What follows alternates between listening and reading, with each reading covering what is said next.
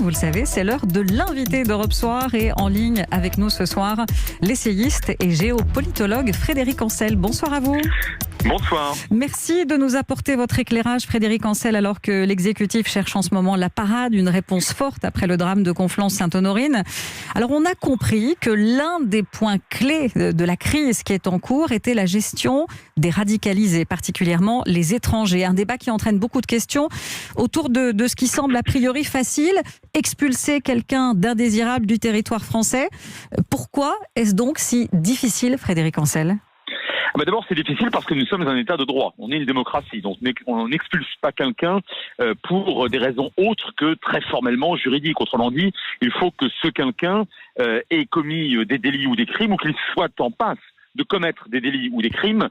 Et ça, c'est quelque chose qu'il est difficile parfois de démontrer. C'est le premier point. Deuxième point, on peut néanmoins tenter de chasser quelqu'un du territoire national s'il n'est pas français. Qu'on se souvient du fameux imam de Vénissieux dans les années 2000. Alors lui, il n'avait pas commis de crime, mais il appelait à des comportements qui étaient manifestement violents, délictueux ou criminels. Le problème, enfin ce n'est pas un problème, encore une fois, on est dans une démocratie, heureusement, c'est que tout doit être mis en œuvre sur le plan juridique et judiciaire conformément aux lois pour pouvoir appliquer ces expulsions.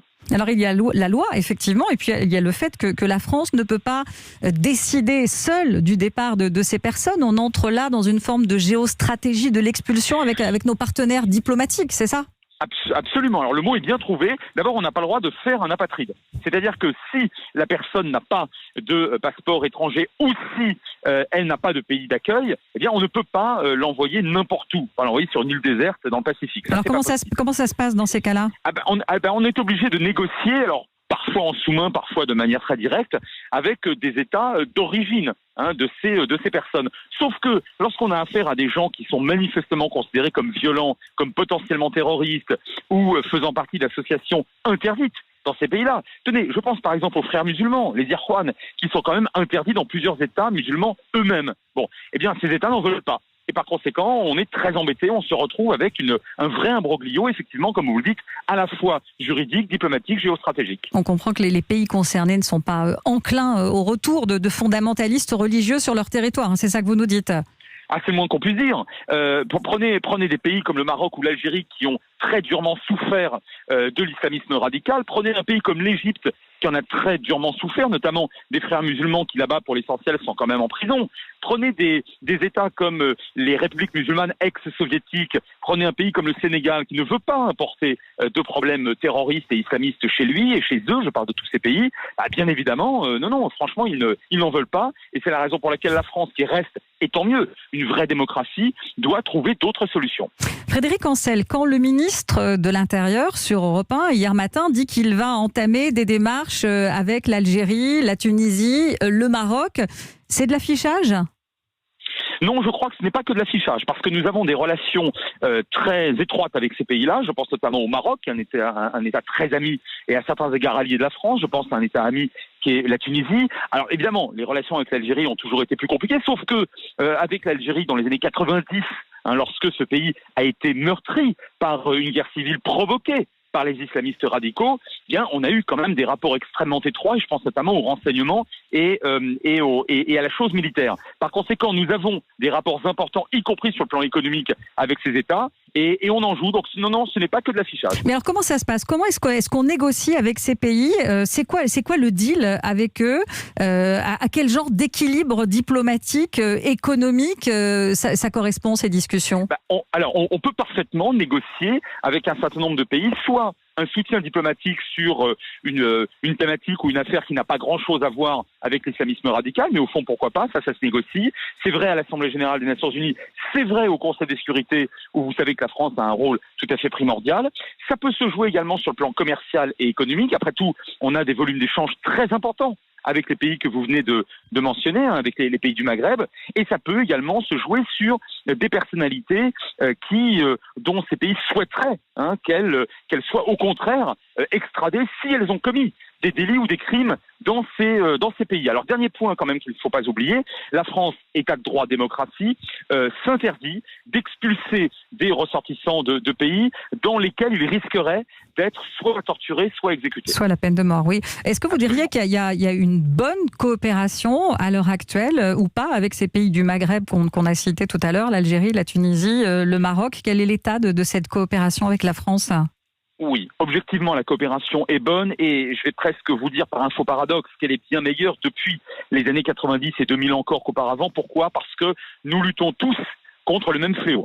Il ne faudrait pas que vos auditeurs pensent que la France, qui pourtant est effectivement la cible primordiale des islamistes à mains égards, il ne faudrait pas qu'ils croient que la France c'est la seule cible au monde. Et au fond, l'islamisme radical a déjà frappé de manière extrêmement violente et mortelle dans les pays musulmans eux-mêmes et peut-être plus particulièrement encore au Proche-Orient et au Maghreb. Autrement dit, avec par exemple, prenons cet exemple intéressant, un pays comme le Maroc, nous avons des relations extrêmement étroites en termes d'antiterrorisme et en termes de renseignements généraux.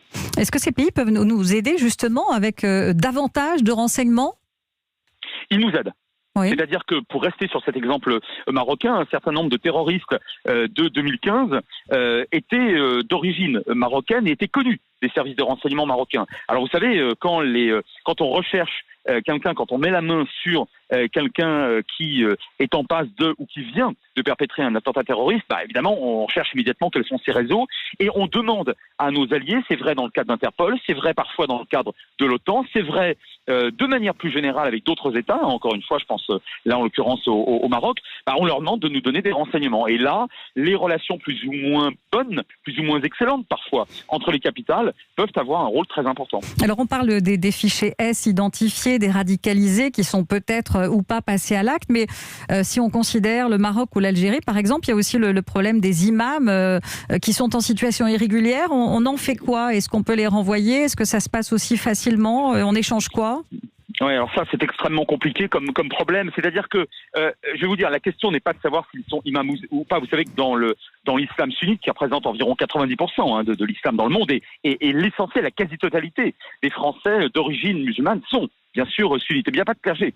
Il n'y a pas de clergé. Autrement dit, vous êtes imam parce que vous êtes autoproclamé imam ou parce que vous avez été proclamé imam par vos ouailles au sein de la mosquée. Bon, très bien. Mais ça ne change pas un statut particulier. Non, ça ne change rien. En tout cas, sur le plan juridique et judiciaire français, si, encore une fois, vous êtes accusé de vouloir perpétrer des attentats terroristes, évidemment, mais ne serait-ce que si vous êtes accusé avec des éléments concrets de ne pas respecter ou de ne pas faire respecter les lois de la République, vous pouvez être expulsé si vous n'êtes pas ressortissant français, même si vous êtes imam. En 2 mots, Frédéric Ancel, parce que le temps court à toute vitesse avec vous. Pour l'Afrique du Nord, on a l'impression, vous nous l'avez dit, qu'il y a des moyens d'action, de pression. Quid de la Russie ou du Pakistan, par exemple ? Est-ce qu'on arrive à négocier aussi avec eux ? Alors, non, c'est plus difficile. On a des relations beaucoup plus fraîches avec le Pakistan. D'ailleurs, c'est d'autant plus vrai que ces dernières années, la France s'est considérablement rapprochée de l'Inde. Alors, inutile de vous faire un dessin, entre l'Inde et le Pakistan, c'est un état de quasi-guerre. Donc, c'est plus difficile avec le Pakistan. Et alors, avec la Russie, c'est encore un autre problème, parce que la Russie elle-même a été très durement frappée dans les années 2000 par des attentats terroristes à caractère islamiste. Et par ailleurs, comme vous le savez, la Russie, évidemment, n'est pas membre de l'OTAN. Et dans le cadre d'Interpol, c'est quand même très compliqué de discuter avec eux. Donc là, on est vraiment sur quelque chose de différent. Ça fera l'objet d'une autre invitation, si j'ai bien compris. Entre Moscou et Paris. Voilà. En tout cas, c'est toujours passionnant de discuter avec vous. Merci beaucoup, Frédéric Ancel, d'être venu apporter votre éclairage sur ces sujets compliqués mais concernants. Vous avez notamment écrit, Frédéric Ancel, 100 mots de la guerre. C'est aux éditions PUF. Merci à vous.